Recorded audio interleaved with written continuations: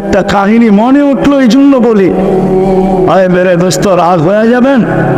হ্যাঁ, আচ্ছা, আমরা যে দাড়ি ছাড়ছি কি জন্য? ইয়ং থাকার জন্য তো? হ্যাঁ, কি সত্য তো? কি থাকার জন্য? ইয়ং।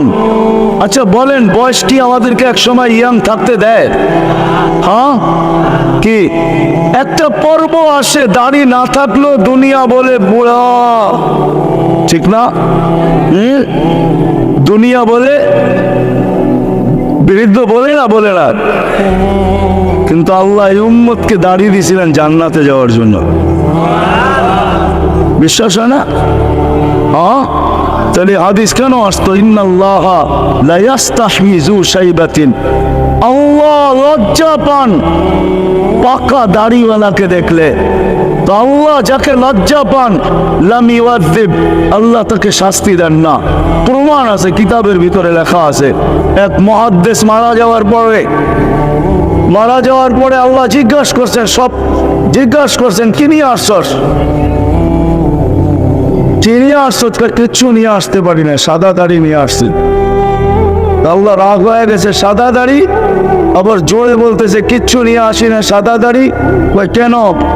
আমি না অমুক থেকে শুনলাম, অমুকটা অমুক থেকে শুনলো, অমুকটা অমুক থেকে শুনলো, অমুকটা অমুক থেকে শুনলো, উনি আপনার রসুল থেকে শুনলো, আপনার রসুল জিবরিল থেকে শুনলো, জিবরিল আপনার থেকে শুনলো, তারপরে এই হাদিস বয়ান করলো।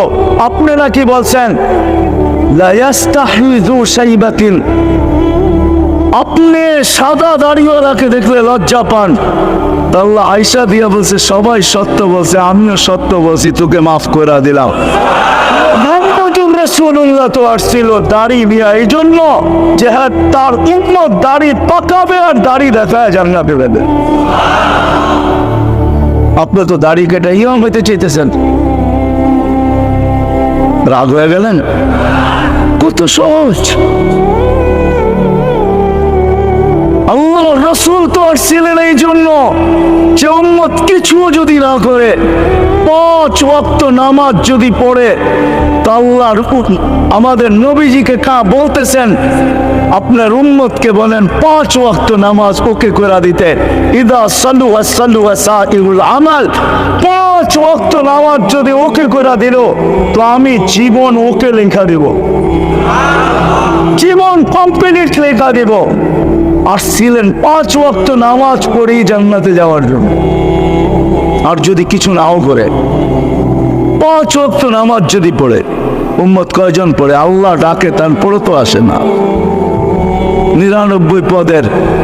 এই জন্য শেষ কথা, এই উম্মত যদি কিছু নাও করতো না, ওসি সাহেবের কথাই ঘুরায় ঘুরায় বলতেছি, কেননা ওয়াজ উনি যেটা করে গেছে ওইটাকে আমি ফিনিশিং দিতেছি। উনি বলে গেছিলেন সময় পেলে আরো বলতেন, কিন্তু ওনারটাই আমি পুরা করে যেতেছি। উম্মত যদি কিছু নাও করতো, হায় হায় কি নবী আল্লাহ দিছিলেন। আজকে নবীও চিনি না, আল্লাহও চিনি। আপনি দ্বিজাতিকে নিয়ে খাদেন, আমি তো আমার জাতি নিয়ে খাদি। মুসলমানের কাছে যতটুকু নবী ঘৃণিত, অবহেলিত, দীক্ষিত, লাঞ্ছিত, বঞ্চিত, মনে হয় কারো কাছে এতটুকু না।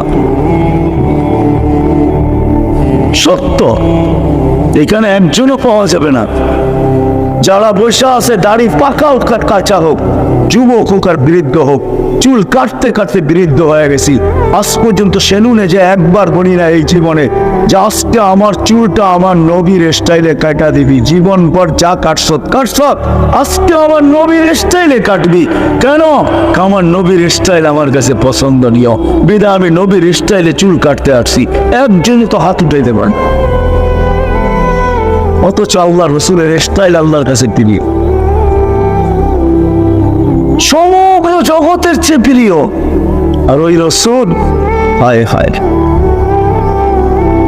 হায় হায়, যে দুনিয়ায় থাকতো চোখের পানি ঝরাইছেন, এখনো কবরে উম্মতের জন্য চোখের পানি ঝরান। কিয়ামতের মাঠে উম্মতি উম্মতি বলে চিৎকার দিতে থাকবেন। যে দুনিয়ার কিছুই ভোগ করা যান নাই। আজকে তো আমরা পাওয়ার জন্য পাগল, যাকে আল্লাহ সমগ্র জগতের ভান্ডারের চাবি পর্যন্ত পাঠায় দিয়েছিলেন। আমার কাছে রেওয়ায়াত আছে, দেখা নিতে পারেন। জিবরিল আলাইহিস সালাম চাবি নিয়েও আসছিলেন। আল্লাহর পক্ষ থেকে এক প্রাণীর পিঠে করে চাবি নিয়ে আসছিলেন। বলছে এটা কি? বলছে অতীত তো আপনাকে সমগ্র ভান্ডারের চাবি দিতে চাইতেছে আল্লাহ। বলছে নিব না। তারপরেই বলছেন অতীত মাফাতিহাস সামাওয়াতি ওয়াল আরদ, আমাকে আকাশ জমিনের ভান্ডারের চাবি দিতে চাইছেন আল্লাহ, আমি নেই নাই। 60-70 বছরের জন্য নিয়ে কি করব? আরেক রেওয়ায়াতে আছে, বলছে এত বড়টা নিবেন না, তাহলে ছোট জীবন যখন ছোটখাটো একটা নেন। সেটা কি? কারণ শীতালা জালতু জিবালাতা তিহামাতা যাহাবা, চাইলে মক্কার পাহাড়গুলো সোনার বানায় দিব। বলছে এটাও নেব না। তো চলবেন কি করে? কাজী দিওমান আশকুর, যেদিন পাবো শুকরিয়া আদায় করবো। নাম আজিদ আসবে, যেদিন পাবো না সবর করবো। তো নিবেন কখন? কিয়ামতের দিন উম্মতকে সহনী, যিনি উম্মতের জন্য দুনিয়ার সবকিছু ছেড়ে দিয়েছেন, ওই আদর্শ নিয়ে আসছিলেন। আসেন প্রত্যেক ব্যক্তির জন্য সহজ ভাবে রাসূলুল্লাহ সাল্লাল্লাহু আলাইহি ওয়াসাল্লামের আদর্শ রাখা আছে। ছোট ছোট জিনিস নিয়ে আসছেন, যার ভিতরে পুরা জান্নাত লুকানো আছে। আমি তো একটা দেখাইলাম, 100 দেখানো যায়। উম্মত যদি শুধু 5 ওয়াক্ত নামাজই পড়তো, কিছু না করতো, হায় হায় উম্মত 3 বেলা খায়, 3 বেলা খায়, 3 বেলা খায়। আমি এক সেমিনারে বলছিলাম, আজকে থেকে অনেক দিন আগে, রমজানে ছিল বাংলাদেশের প্রশাসনিক সেমিনার, ইফতার পার্টিতে। তো আমি বলতেছিলাম যে আমি জানি আমি আমার মতো আপনারা হইতে পারবেন না, আমার মতো হওয়া সম্ভব না। কেননা যেখানে বসে আছেন ওইখানে বসে আমার মতো হওয়া সম্ভব না। দাড়ি, টুপি, জুব্বা, সুব্বা এরকম হওয়া সম্ভব না, এটা আমি জানি ভালো মতে। কিন্তু যদি আপনি 4টা কাম করতে পারেন, তাইলেও আশা করা যায় জীবন গড়া যাবে, আল্লাহর কাছে যা দাঁড়ানো যাবে। 4টা কাম যদি করা যায়। সবাই জিজ্ঞাসা করতেছিল যে কি 4টা কাজ?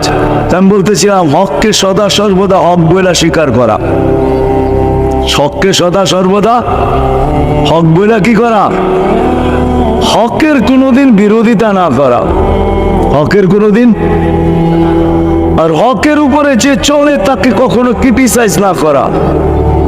আর আমি যে চলতে পারতেছি না, এই জন্য সদা সর্বদা আল্লাহর কাছে তওবা করা, ইস্তেগফার করা, তাইলেও বেঁচে যাবে। আমার জাতি যদি কিছু নাই করতো, শুধু 3 বেলা যদি আল্লাহর কাছে ইস্তেগফারও করতো, মাপ চাইতো, এখানে কয়জন পাওয়া যাবে বলে? সারাদিন গুনাহ তো কম হয় না, ঠিক না? হ্যাঁ, শেষ গুনাহটা তো শোয়ার আগেই হয়, ঠিক না? কি বলেন? দেখাবো, রাগ হয়ে যাবেন? আমাদের অভ্যাসই তো অধিকাংশ যে শেষমেশ খবরটা না দেখলে ঘুম হয় না, ঠিক না? খবর বুঝেন তো? কিসে খবর দেখে? টেলিভিশন তো প্রত্যেক ঘরে ঘরেই এখন, ঠিক না? হ্যাঁ, আবার শুধু টেলিভিশন না, ডিশের লাইনও। আগে প্রত্যেক ঘরে ঘরে না, এখন প্রত্যেক কামরায় কামরায় টেলিভিশন, ঠিক না? কি বলেন? হ্যাঁ, কারণ সবারই তো আলাদা আলাদা চ্যানেল দেখতে মনে চায়, ঠিক না? তো ডিশের লাইনও আলাদা আলাদা, আবার কি সবার কামরায় টেলিভিশন এখন, ঠিক না? ছেলে ছেলেরটা দেখে, মেয়ে মেয়েরটা দেখে, মা বাবা বাবারটা দেখে। তো শেষমেশ খবরটা দেখি তো আমাদের ঘুম হয়, ঠিক না? কি বলেন? অধিকাংশ মানুষেরই তো হয়, 2-4 জন নাইলে হবে যাদের হয় না। কিন্তু কয়জন এখানে হবে যে ঘুমানোর আগে হাত 2টা উঠায় এই কথা বইলা ঘুমায় যে মালিক সারা দিন তোমার বিরোধিতা করলাম, এখন ঘুমাইতে চললাম, আসলে তো এটা ঘুম না, এটা মৃত্যু, মরে যেতে পারি ঘুমের ভিতরে, কাল সকালে উঠাইলে উঠবো না, রে উঠবো না। কেননা ঘুমের দোয়ায় বলে ঘুম না, এটা মউত। তোমার নামে মরতে চললাম, উঠাইলে উঠবো। যখন উঠতে পারে তখন দোয়া পড়ে, আলহামদুলিল্লাহ ইল্লাযী আহইয়ানা বাদা মা আমাতানা, প্রশংসা আল্লাহ। বলবেন আমরা তো দোয়াই পড়ি না, আবার প্রশংসা বইলা লাভটা কি, ঠিক না? দোয়াই তো শিখি নাই, কিন্তু উচিত ছিল দোয়া পড়া। প্রশংসা ওই আল্লাহ যিনি আমাকে জীবিত করলো মৃত্যুর পরে। যে মরার আগে শুধু হাত দুটো উঠে একটু দোয়া তওবা করবে আর আল্লাহকে বলবে, আল্লাহ